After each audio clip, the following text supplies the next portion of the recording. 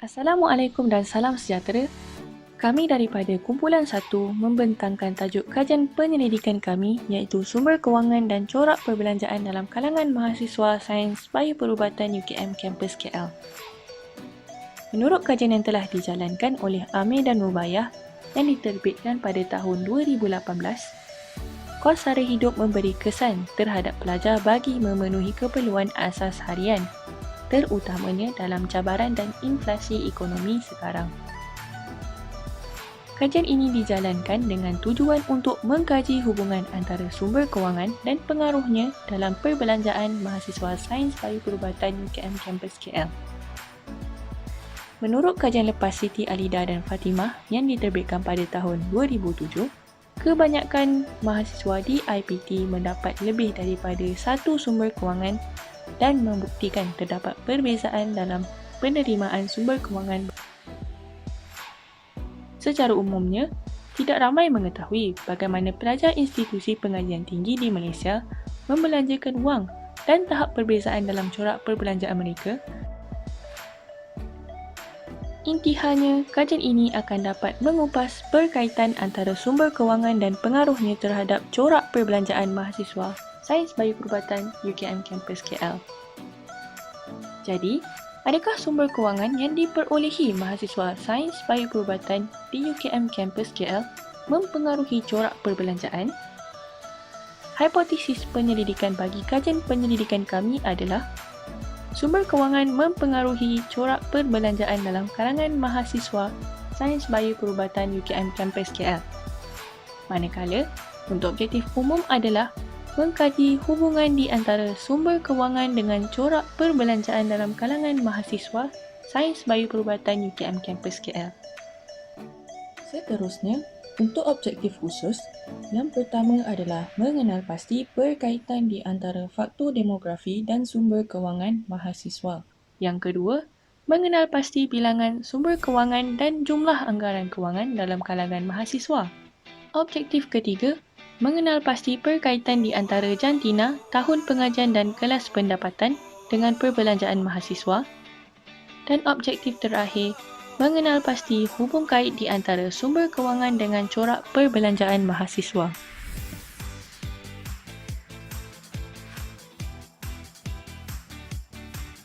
Objektif 1 adalah mengenal pasti faktor demografi dan sumber kewangan mahasiswa.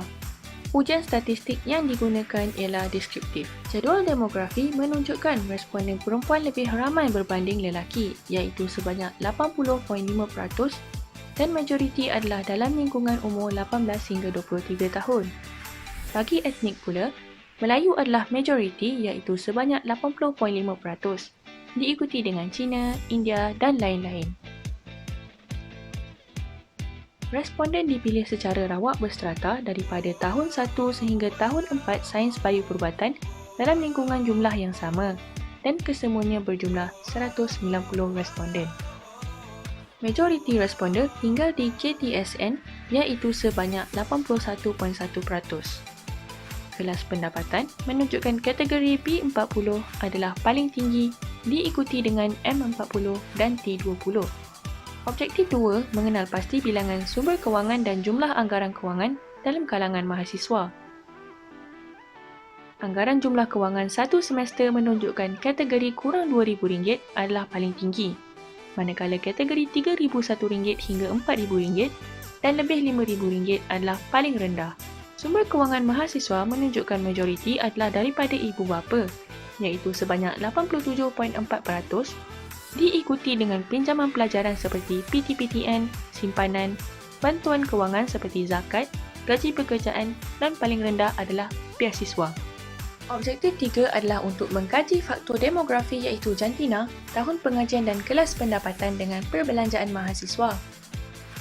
Dua ujian statistik utama digunakan bagi menentukan nilai ujian statistik ini ialah Mann-Whitney U-Test dan Kruskal-Wallis One-Way ANOVA. Ujian Mann-Whitney U-Test digunakan untuk membandingkan dua independent sampel daripada data Hasil dapatan daripada kajian ini mendapati nilai P lebih daripada 0.05 yang mana ianya tidak signifikan. Ini bermaksud lelaki dan perempuan tiada perbezaan dalam membelanjakan kewangan mereka. Seterusnya, Bagi melihat berkaitan antara tahun pengajian dengan perbelanjaan mahasiswa, ujian statistik Kruskal-Wallis One-Way ANOVA digunakan. Hasil dapatan kajian ini mendapati nilai P lebih daripada 0.05, iaitu tidak signifikan.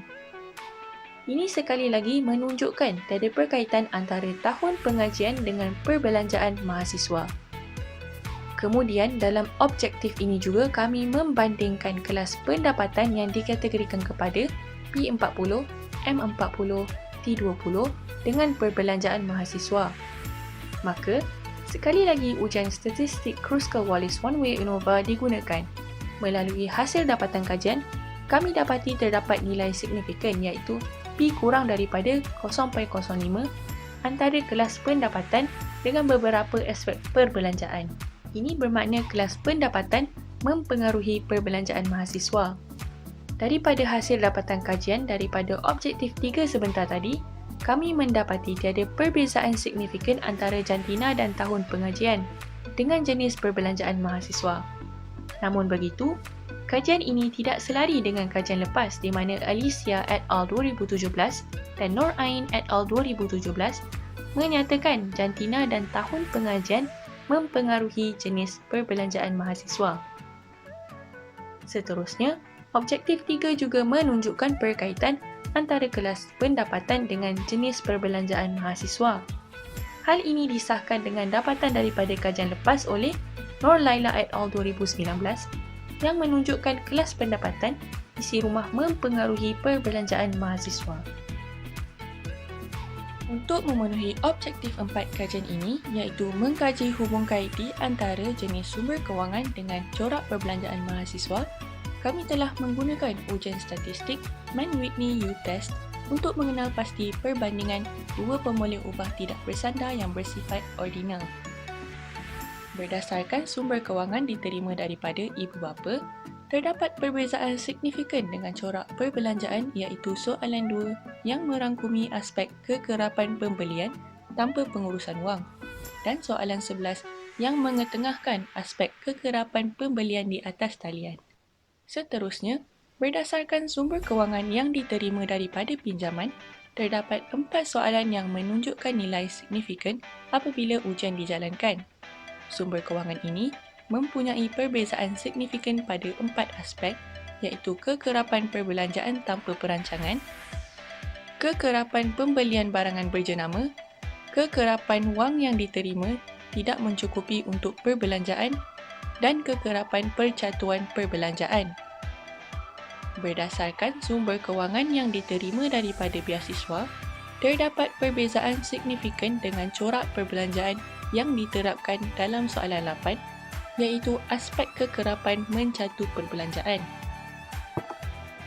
Selain itu, sumber kewangan yang diterima daripada bantuan, gaji dan simpanan menunjukkan keputusan ujian Mann-Whitney yang tidak signifikan di mana tiada perbezaan di antara sumber kewangan tersebut dengan corak perbelanjaan mahasiswa. Kajian lepas oleh Dahlia et al. 2017 mendapati bahawa jika mahasiswa mempunyai tingkah laku kewangan yang baik, maka literasi kewangan mahasiswa juga meningkat berdasarkan ujian korelasi. Namun, kebanyakan mahasiswa mempunyai tahap literasi kewangan iaitu pengurusan kewangan mereka dalam perbelanjaan harian berada pada tahap rendah. Berbeza dengan kajian ini, kami mengaitkan jenis sumber kewangan dengan corak perbelanjaan kewangan mereka dan keputusannya juga rendah. Ini bermakna jenis sumber kewangan tidak memberi perbezaan signifikan terhadap corak perbelanjaan mahasiswa untuk menguruskan kewangan. Kesimpulannya, sumber kewangan didapati tidak mempengaruhi corak perbelanjaan dalam kalangan mahasiswa Sains Bayu Perubatan UKM Kampus KL. Namun, ada satu faktor yang mempengaruhi perbelanjaan mahasiswa iaitu kelas pendapatan. Dan dapatan ini disokong dengan kajian lepas daripada Nur Laila et al. 2019. Hasil kajian mendapati majoriti responden percaya bahawa mereka telah menguruskan kewangan dengan baik, manakala selebihnya menjawab tidak dan menyatakan pendapat mereka untuk memperbaiki pengurusan kewangan diri. Majoriti Memilih amalan menabung sebagai jalan untuk menguruskan kewangan dengan baik diikuti dengan berjimat cermat dan menggunakan aplikasi seperti Money